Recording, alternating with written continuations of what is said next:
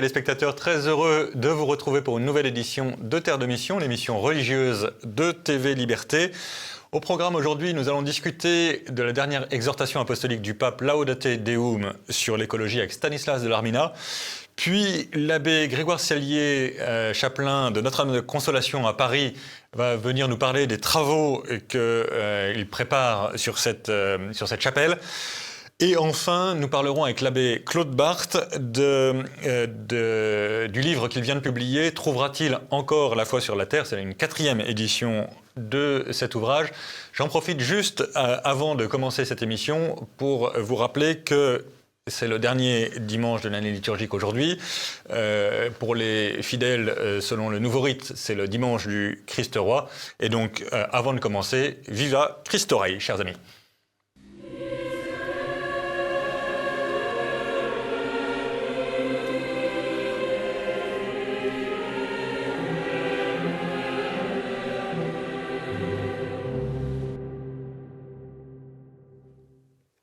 Et nous revenons sur le plateau de Terre de Mission et j'ai le plaisir d'accueillir de nouveau Stanislas Dellarminat. Bonjour Stanislas. Bonjour. Merci beaucoup d'avoir accepté notre invitation. Vous êtes ingénieur agro, vous défendez des positions iconoclastes, avec toutes les guillemets que l'auditoire voudra bien entendre, sur les questions écologiques. Vous avez écrit récemment un entretien avec Monseigneur, parce que vous débattez beaucoup dans l'Église sur les questions écologiques, et vous venez aujourd'hui parler de du deuxième volet de l'enseignement du pape François sur l'écologie, Laudate Deum, exhortation apostolique qui est parue le 4 octobre dernier pour la fête de Saint François d'Assise. Qu'est-ce que ça vous a inspiré, ce texte, d'abord ? Eh bien, d'abord, il y a quelque chose qui m'a surpris, c'est que depuis sa publication, l'Église n'en parle pas beaucoup. À Rome, on en parle bien sûr, en particulier parce qu'il est question que le pape aille à la COP28. Ouais, c'est ça, ouais. Mais dans l'Église de France, je trouve que c'est un espèce de silence radio, comme si ça gênait.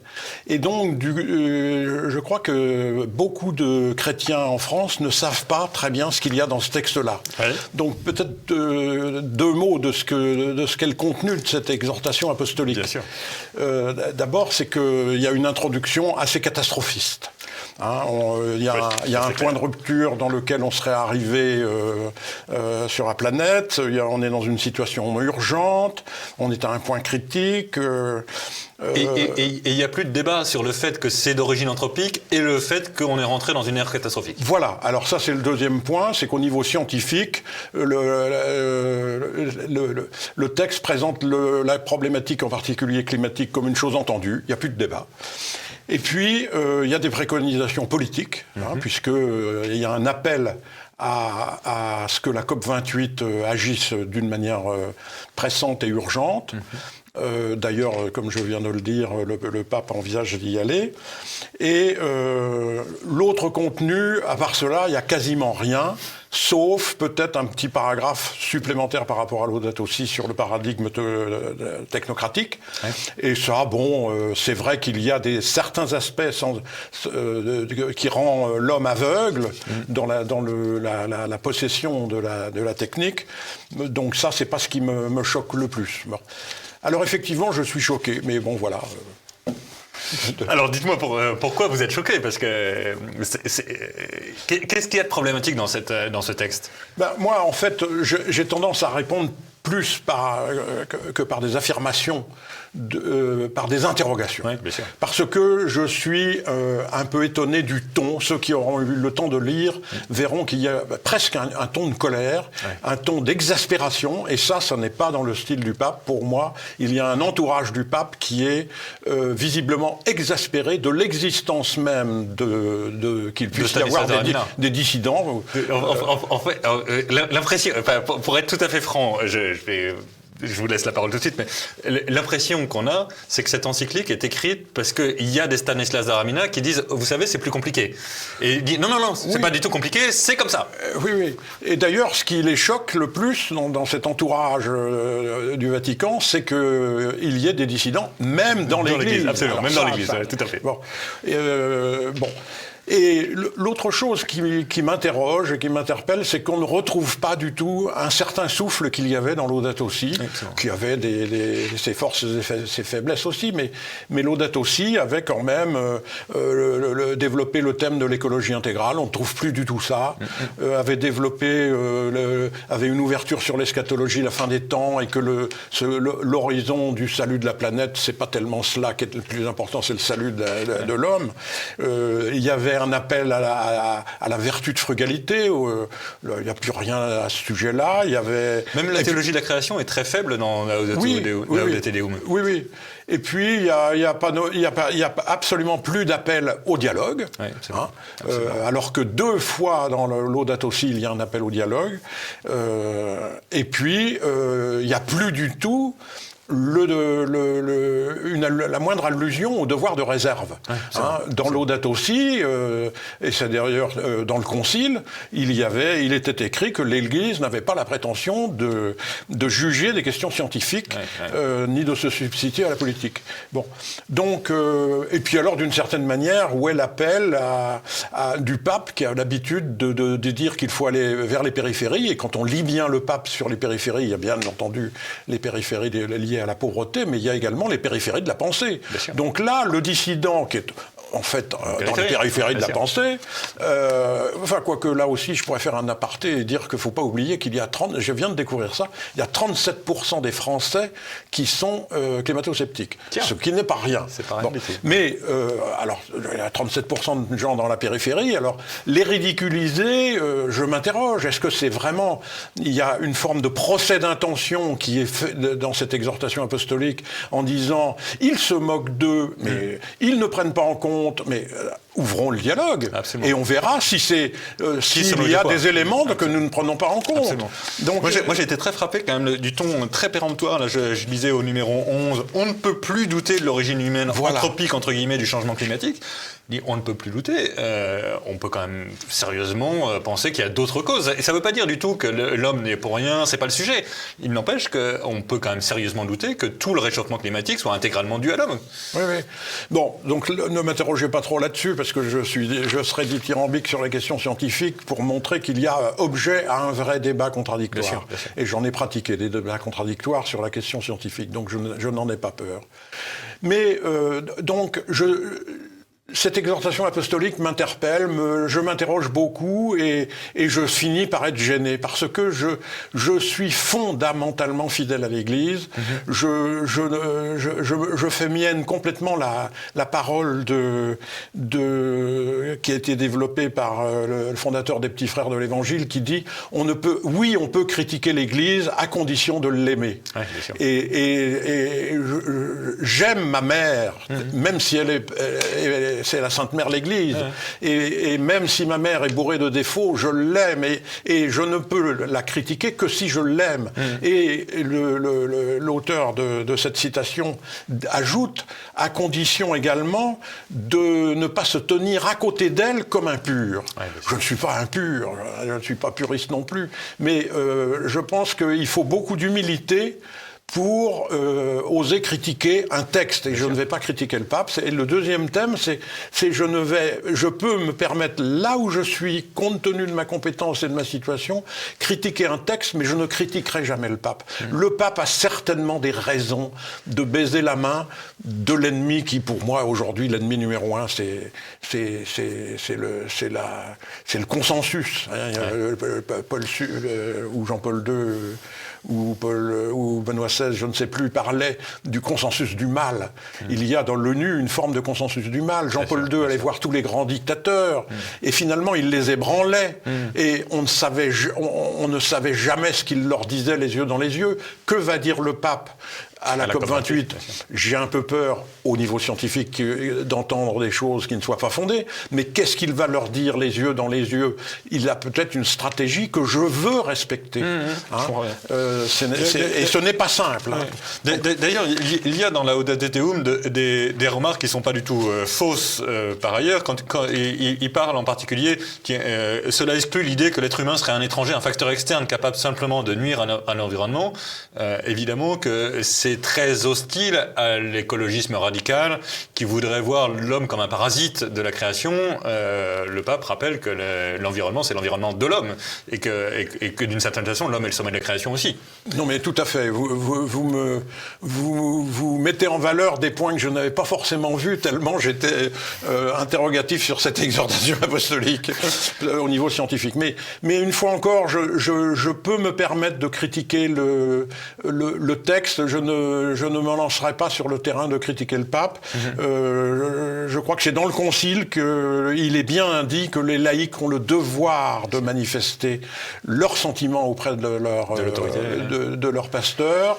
Je me permets de sentir d'avoir ce devoir sur la lettre de elle-même, et il est même dit dans le droit canon que c'est même le devoir d'alerter les fidèles, les autres fidèles, sur un point, quand on s'estime convaincu par un voilà. Accessoirement, peut-être qu'on pourrait terminer par là, mais moi, il y a une chose qui m'a un peu troublé.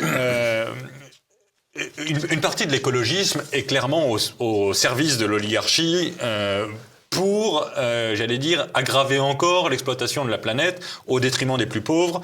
Et je suis très frappé du fait qu'à plusieurs reprises dans ce texte, le pape rappelle que on a une responsabilité à l'égard des plus pauvres, et on a presque envie de lui dire, mais dans ces cas-là, pourquoi est-ce que vous voulez lutter avec cet acharnement contre les énergies fossiles, contre ceci, contre cela Ça, c'est un thème qui me va droit au cœur, parce que je suis convaincu que quand le pape dit qu'à la COP28, il rêve qu'on en finisse avec les énergies fossiles, j'ai bien peur que ce rêve ne soit un cauchemar pour les pays les plus pauvres.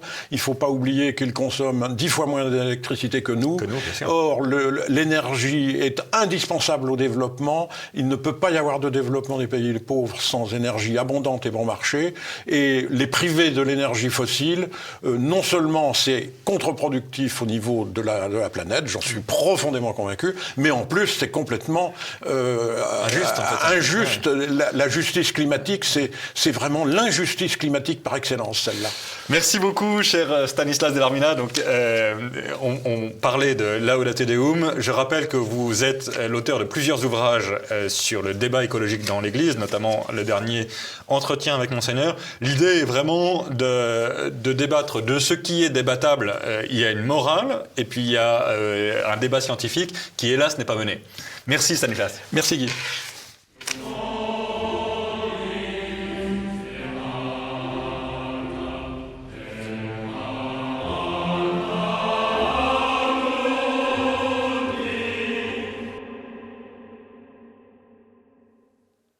Et nous revenons sur le plateau de Terre de Mission et j'ai le plaisir d'accueillir l'abbé Sellier. Bonjour monsieur l'abbé. Bonjour monsieur Thieulois et bonjour à tous les auditeurs et téléspectateurs.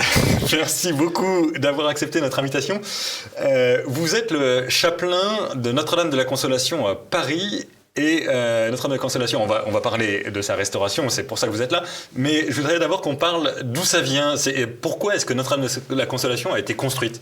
Voilà, au départ, si vous voulez, il y a ce qu'on appelle le Bazar de la Charité. Le Bazar de la Charité, pour les téléspectateurs, il y a eu une série sur TF1 qui est maintenant sur Netflix, qui n'est pas très historique, mais enfin, ils peuvent situer s'ils en ont entendu parler.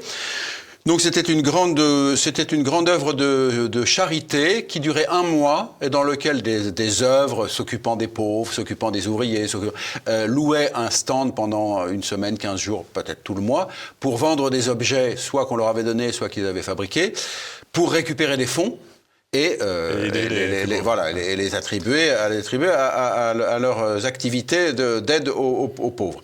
Et donc le 4 mai 1897, c'est l'inauguration de l'événement de l'année, du Bazar de la Charité de cette année 1897, qui se tient rue Jean Goujon, dans une rue nouvellement ouverte, où tout n'est pas construit, et donc il y a un espace libre, un terrain vague, dira-t-on, qu'ils ont loué, sur lequel ils ont mis un grand chapiteau, sous le chapiteau duquel ils ont reconstitué un village médiéval avec du carton, du bois, du tissu et du papier, qui forment les stands. et dans lequel on déambule pour aller voir les diverses stands. Donc nous sommes le premier jour, nous sommes en matinée. Les hommes sont encore à leur travail. Ce sont ces dames qui sont en train de finir de préparer leur stand. Les dames de la bonne société. Voilà, c'est très chic. Voilà, disons que ces dames très investies dans la charité donc sont présentes avec leurs enfants éventuellement, leurs servantes, un certain nombre de choses. Il y a 1200 personnes qui sont là. C'est pas le plein pot parce que encore une fois c'est en journée. Ça sera plutôt le soir que les gens viennent.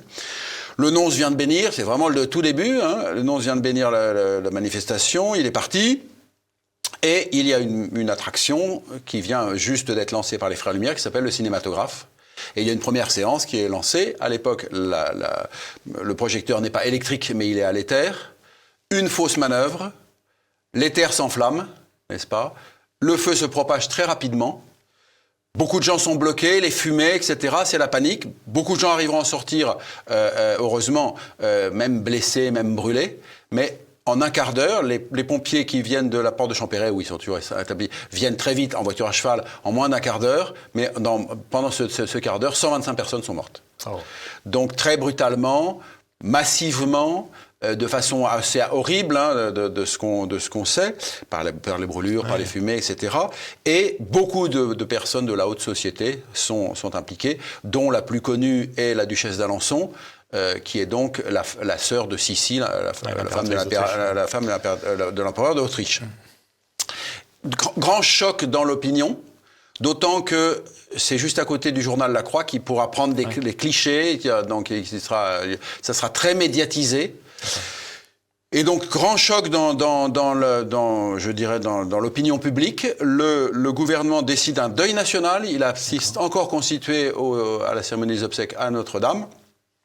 Quelques semaines après, les familles des victimes achètent le terrain et décident de construire une chapelle mémoriale pour prier les victimes. Et donc, ce sera une souscription nationale. Donc, il y aura pas mal d'argent parce que beaucoup de gens sont redonnés très généreusement pour cette œuvre. Et ils vont construire une très belle chapelle qui sera consacrée effectivement à prier pour ces âmes défunts. Et donc encore maintenant, on y prie pour les défunts moi, chaque fois que je célèbre la messe, je prie pour effectivement les victimes et leurs familles. D'accord. Et alors, comment est-ce que cette chapelle, donc c'est une chapelle privée, c'est une fondation? C'est une chapelle qui appartient tout simplement aux descendants des victimes. D'accord, ok. Voilà, qui était au départ une SCI, qui est devenue ensuite, dans les années 70, qui est devenue une association, qui est propriétaire de ce bâtiment et qui donc a la charge de l'entretenir. Alors, ce bâtiment, en fait, a été concédé d'abord pendant 50 ans à des religieuses qui s'appellent les auxiliatrices de la prière pour les âmes du purgatoire, ce qui était évidemment tout à fait qui, en 1952, ont quitté parce que ça ne correspondait pas techniquement, le bâtiment ne leur convenait pas tout à fait finalement, donc elles ont fini par partir.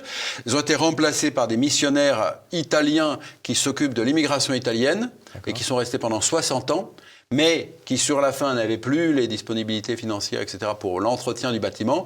Et donc, l'association a recherché ceux qui pourraient effectivement entretenir ce bâtiment qui a maintenant 120 ans et qui doit être effectivement rénové. Et ils se sont adressés à nous. Nous-mêmes, nous étions dans un local très disgracié, la chapelle Sainte-Germaine, avenue des Ternes, qui était vraiment nul. Et donc, ça nous a paru vraiment une bonne occasion providentielle. Et donc, nous avons accepté de reprendre cette chapelle pour la faire vivre religieusement et en même temps pour la rénover, pour lui rendre, disons, son éclat original. Et donc il y a un accord entre la Fraternité Saint-Pilice et les familles des victimes.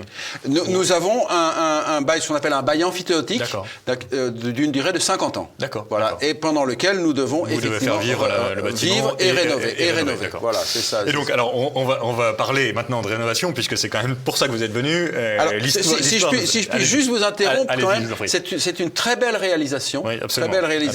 Parce que de grands artistes et des techniciens très compétents ont été embauchés pour réaliser cette construction. L'architecte Albert Gilbert, le sculpteur Louis-Auguste Yolin, le maître verrier Henri Caro et le peintre Albert Maignan. n'est-ce pas? Et Gilbert, donc l'architecte, sera récompensé, avec raison, par la médaille d'or de l'exposition universelle de 1900 pour saluer la qualité d'ensemble de cette belle réalisation. Des très beaux matériaux ont été utilisés. Ceux qui veulent visiter, c'est ouvert tous les jours à partir de 16 heures. Notamment des colonnes de marge en grand antique qui sont très rares parce que c'est les Romains et les Grecs qui les ont utilisées, il n'y en a plus beaucoup. Et puis des grands fûts de marbre jaune-vert qui viennent du Valais suisse. Et pour la petite histoire providentielle, si je puis dire, de nombreuses années après que par le Rhône puis par la Seine, hein, c'est venu par bateau, ces fûts aient été vendus donc par cette carrière qui est donc dans le Valais suisse, s'est établi à côté, à quelques kilomètres, le premier séminaire de la fraternité. Ouais, bien sûr, d'école. Voilà. Ouais. Alors, parlons un peu de rénovation. Il faut rénover cette chapelle et les bâtiments autour ou juste la chapelle? La chapelle. Et donc, qu'est-ce que vous avez comme travaux à faire? Quelles dépenses vous avez à faire? Voilà, alors le grand chantier que nous lançons, là, c'est celui pour lequel nous sommes là, si vous voulez, c'est la rénovation des coupoles. Nous avons 2 coupoles en plomb. Nous sommes pas loin des Invalides, hein, donc c'est le même genre d'architecture. Voilà, même genre d'architecture. Donc nous avons 2 coupoles en plomb qui n'ont jamais été entièrement rénovées depuis 120 ans. D'accord. Alors c'est du plomb bien épais, c'était de la très bonne qualité, mais au bout de 120 ans, une couverture quand même souffre. Elle a eu quelques réparations partielles, mais insuffisantes. Et donc là, nous reprenons à zéro pour entièrement restaurer, rénover. On ne va pas forcément tout changer, parce qu'il peut y avoir des parties qui sont encore bonnes, mais on va en tout cas faire systématiquement l'intégralité des 2 coupoles. D'abord, la grande coupole sur laquelle est établie la Vierge, qui a été, elle, rénovée en 2003, la Vierge, et qui elle était toute, je dirais, toute oxydée, elle est maintenant bien dorée. Et nous refaisons tout le plomb. Et ensuite, nous passerons la petite coupole qui est au-dessus de l'hôtel et dans lequel que nous allons effectivement aussi rénover. Et donc, l'ensemble de ce chantier, c'est évidemment un bâtiment classé depuis 1982 comme monument historique. D'accord. Évidemment, c'est un gros chantier. Hein. Ce n'est déjà ceux qui nous entourent, ils savent ce que c'est que dans une copropriété quand on refait les toitures. Mais là, évidemment, là, c'est monument historique, c'est plus compliqué. C'est historique, c'est des entreprises très spécialisées, c'est du plomb, donc ça coûte cher, etc. Donc l'ensemble du chantier donc va coûter 2,4 millions. D'accord. 2,4 millions d'euros, n'est-ce pas? Et on parle bien de nouveaux euros, chers amis téléspectateurs. Et donc là, les monuments historiques, c'est-à-dire la DRAC, la Direction régionale de l'action culturelle, comme nous sommes un monument historique, nous accorde une subvention de 40%. D'accord. Donc, il va rester à peu près 1,4 million à trouver. D'accord. Et donc, ce n'est pas l'argent de l'État, puisque c'est une propriété privée, n'est-ce pas? Et donc, nous devons, pour nous aider au financement, nous appelons tous ceux qui le peuvent, effectivement, à venir nous aider dans ce sens-là. Chers amis téléspectateurs, va s'afficher derrière moi le lien qui présente l'ensemble des travaux, qui est restaurons Notre-Dame-de-Consolation.fr, ndconsolation.fr. Vous pouvez évidemment aller regarder les projets de travaux, les budgets, comment ça va être utilisé, etc. Il y a un très beau dossier, ce que je disais à l'abbé avant de commencer, il y a un très beau dossier d'appel au mécénat, c'est très, très professionnel.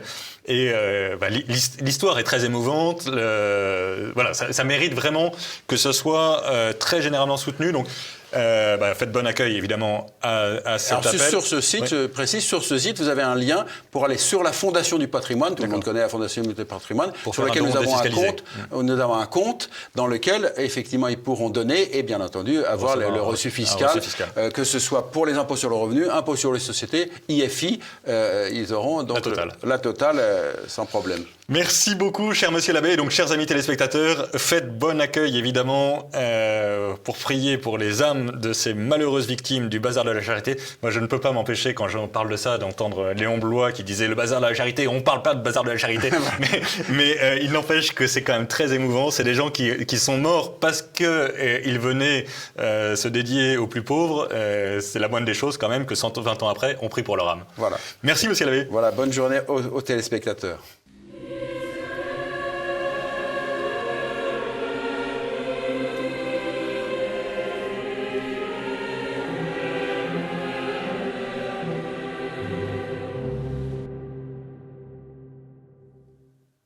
bien, nous revenons sur le plateau de Terre de Mission et j'ai le plaisir d'accueillir l'abbé Barthes, un familier de ce plateau. Bonjour, monsieur l'abbé. Bonjour, cher Guillaume. Merci beaucoup d'avoir accepté notre invitation. Vous venez présenter la 4e édition de votre livre « Trouvera-t-il encore la foi sur la terre ?» Citation évidemment du Christ dans l'Évangile, paru chez Via Romana dans cette nouvelle édition. Quand le Christ dit « Trouvera-t-il encore la foi sur la terre ?» ça veut dire est-ce qu'il restera quelqu'un qui croit à la divinité de Dieu, en gros Oui, c'est très mystérieux. C'est une phrase très mystérieuse, effectivement. Parce qu'on peut l'opposer évidemment aussi, les portes de l'enfer ne prévenons pas contre l'Église, les promesses à Pierre, c'est vrai, c'est mystérieux. Ça peut vouloir dire, ça doit vouloir dire, il ne restera pas grand-chose. C'est ça. Si on rapproche ça des prophéties concernant, de l'écriture j'entends, l'Antéchrist, Thessaloniciens, la bête de l'Apocalypse, quoi encore, enfin, bref, donc il semble qu'il y a... On sent qu'il y a un tout petit reste qui demeure fidèle. Oui. Mais alors, là, en l'occurrence, le livre est, si je puis dire, un peu plus ciblé que ça touche à la question de comment se passe la transmission de la foi dans l'Église actuelle, et en particulier, qu'est-ce que c'est que le magistère dans l'Église actuelle ? Oui. Cette espèce de... pardon pour l'expression, évidemment, c'est pas très théologique, mais cette espèce de magistère gazeux qui refuse d'en être un, quoi. Voilà, absolument, oui. C'est la grande affaire de Vatican II. Alors ça, vraiment, ça fait partie, je pense, même si c'est, comme vous dites, gazeux, non pas très fort, mais ça fait partie du mystère d'iniquité. Hein. Ce fait que tout d'un coup, par un coup d'État, on peut dire, une prise de pouvoir politique. Dans les premiers jours de Vatican II, le magistère est, en somme, je sais pas comment, accaparé par le catholicisme libéral à cette époque-là, à savoir la nouvelle théologie, avec ses diverses tendances. Avec les évêques prennent donc les évêques de cette tendance ou soutenus par cette tendance, les experts, etc., prennent le pouvoir et mettent le magistère comme tel en veilleuse. C'est ça. Disant, avec une idée assez simple, c'est qu'on ne pourra pas s'opposer au magistère précédent parce que sinon ça serait une déclaration de guerre et on perdrait. Oui. Mais si on étouffe le magistère, probablement que nos idées vont triompher. Voilà, c'est ça. On plaque quelque chose sur le magistère, le fameux magistère pastoral, le magistère authentique, sous, enfin peu importe, à côté. Ça, mais en tout cas, ça remplace l'enseignement. Et ça arrangeait tout le monde, il faut dire. Parce que quand la minorité, ce qu'on appelle la minorité, dont la curie, en fait, etc., tous les conservateurs ont compris que c'était cuit, ils se sont dit, mais au fond, puisque c'est pas vraiment le magistère, nous aussi disons ça. Comment est-ce que vous voyez la sortie de cette... Parce qu'on a quand même besoin d'une autorité qui dise, avec autorité, si je puis dire, voilà ce que Jésus-Christ a voulu dire quand il a dit ça. Oui, bien sûr. Parce que sinon, sinon l'Église sert à rien, en fait. Oui. Alors ça sert à transmettre les sacrements, c'est déjà pas si mal, mais sinon tous d'élite, comme on le voit aujourd'hui. Parce que, sur un point, à savoir quelles sont les limites de l'Église. Qui est dedans, qui est dehors. Absolument. On a beaucoup, en tout cas, notre carte d'identité. On fait partie de l'Église comme, je sais pas, tel ou tel théologien bien connu, mais un est catholique, l'autre l'est pas. Enfin, en tout cas, on ne peut pas l'être en même temps. On ne peut pas l'être en même temps, ça c'est sûr. Or, ça, plus personne ne le dit maintenant. Du moins, cet organe qui était fait pour le dire, l'organe du magistère, le pape et les évêques unis à lui, ne le fait plus. Donc, c'est ce qui était expliqué, un peu vaguement encore, même par le discours d'ouverture de Jean XXIII, qui disait, en somme, pas besoin, donc, comme vous dites, de revenir sur des choses qui sont bien connues, parfaitement connues. Donc, pas de dogmatisation, ni condamnation. Alors, certes, dans la condamnation, on voyait surtout le communisme, mais enfin, pas seulement. Et donc, on écarte. Donc, il n'y a plus de condamnation, il n'y a plus de dogmatisation. Quelques-unes de temps à autre, quand même. mais guère. Et donc, plus de frontières non plus. Ce qui est terrible. Et non plus de colonne vertébrale à laquelle on puisse se raccrocher pour savoir ce qu'il faut croire. Et quand on ne le croit pas, on a fait naufrage dans la foi. Plus jamais on nous vous dit... Prenons l'exemple considérable, qui est en train maintenant d'être tout blackboulé, mais après donc, le concile... se posait déjà dans le concile, mais se pose après, la question morale, la question de la morale conjugale et de l'usage du mariage. Bien, donc on lit l'histoire bien connue, ça finit par Humanum Vitae en 68, qui a été une grosse crise parce que, mais Humanum Vitae dit des choses tout à fait vraies. On peut discuter tel ou tel détail sur la liberté qui que quoi. Enfin, grosso modo, hein, ça pourrait être le magistère, mais ça ne l'est pas. Et jamais, et là je peux en parler en connaissance de cause, puisque sous Joseph Ratzinger, préfet de la Congrégation de la doctrine de la foi, j'ai à plusieurs reprises fait faire par des cardinaux, même des doubias, sur cette question-là, est-ce que c'est un texte infaillible? Non, jamais de réponse, et même plutôt une réponse bottant en touche et disant non, ce n'est pas vraiment, mais bon.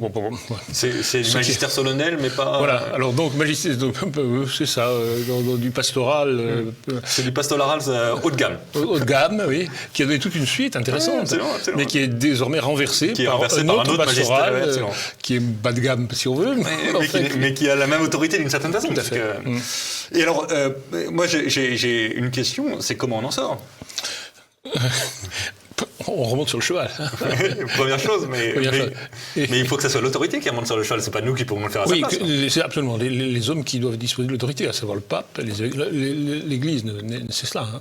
C'est l'Église enseignante, quoi. L'Église enseignante, oui, nous sommes l'Église enseignée, nous pouvons tenir par le mais le Saint-Souci qui se raccroche. C'est une révélation, quand même. C'est une infaillibilité passive. Hein. Il faut donc qu'il soit active. Et nous raccrochons à l'ancien et au futur.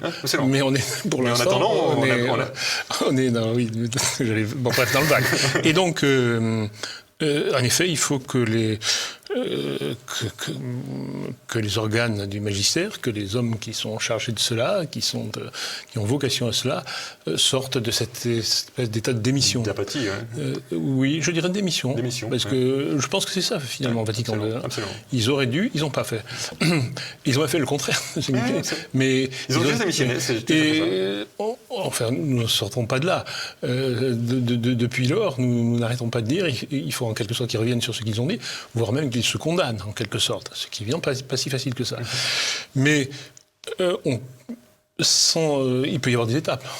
Il faut penser de manière réaliste, pour appuyer l'espérance chrétienne, qu'il y aura des étapes et que des évêques, justement, qui sont appelés à ça, puissent pousser à la roue pour...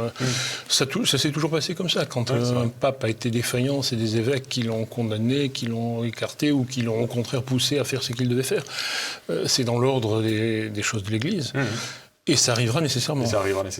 Merci beaucoup, cher monsieur l'abbé. Et donc, prions pour que des évêques et des papes sortent de cette démission du magistère. Trouvera-t-il encore la foi sur la terre? C'est paru chez Via Romana, 4e édition de ce très beau petit ouvrage, pas très rassurant sur l'état actuel de l'Église, mais très beau. C'est ainsi que s'achève notre émission. Nous nous retrouvons la semaine prochaine et d'ici là, que Dieu nous garde.